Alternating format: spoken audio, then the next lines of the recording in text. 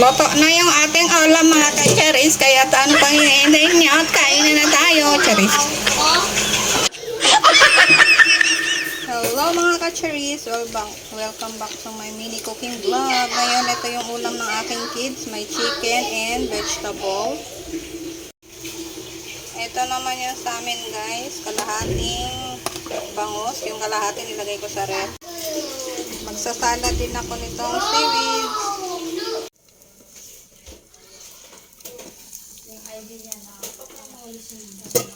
Ito yung ulam ng 2 kilos kong arte. Ayaw nila ng gulay guys. Pero pag kumakain sila ng gulay kasi hindi ko sila pagsiselponin pag di sila kumain ng gulay.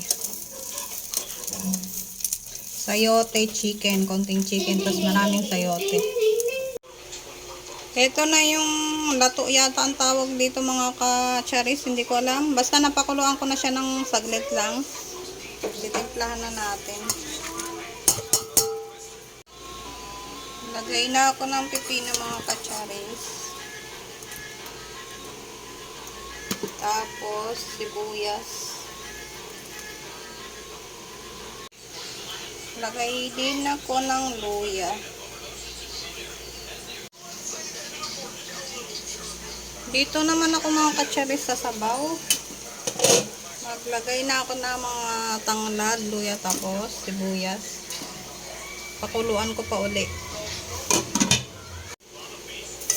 Balik tayo dito sa ating salad na seaweed. Hindi ko alam kung ano tawag yan guys. Kayo na bahala. Lagay ako ng kalamansi. Tapos maglalagay ako ng asin. Then mix.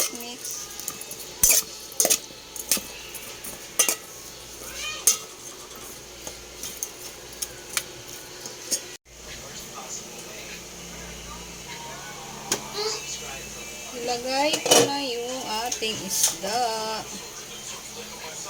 200 pala yung guys, mga ka-charis, yung aking bangus na nabili. Hinati ko siya sa 2.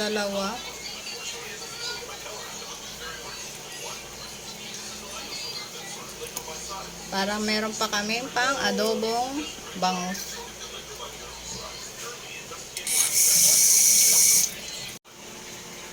Takpan ulit natin. Lagay ako ng magic.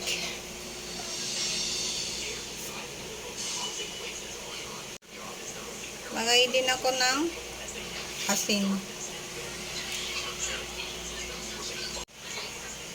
Tanggalin pala natin guys yung lumulutang.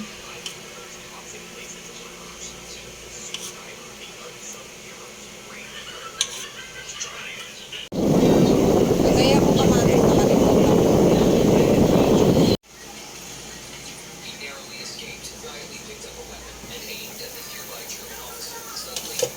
Lagay ko na yung patola. Nabili ko yan mga ka-charis ng 30 pesos.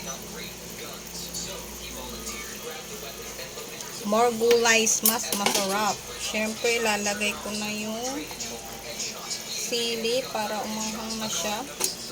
Nawawala pa yung aking sili, mga ka-charis. Ito na, lagay ko na 2 sili.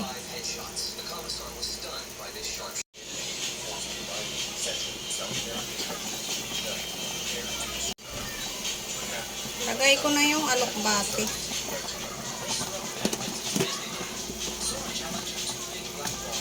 Ako kasi guys, pag kumakain ng minsan gulay lang. Tapos konting kanin. Ganyan.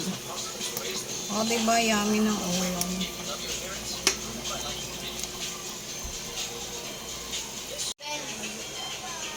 Loto na yung ating ulam mga ka-charis. Kaya ano pang hinihintay niyo at kainin na tayo. Charis.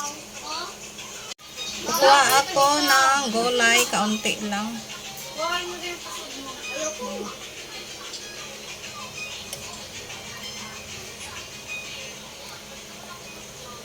Yummy. Ito yung ulam natin, ayan Tapos isda. Kain tayo.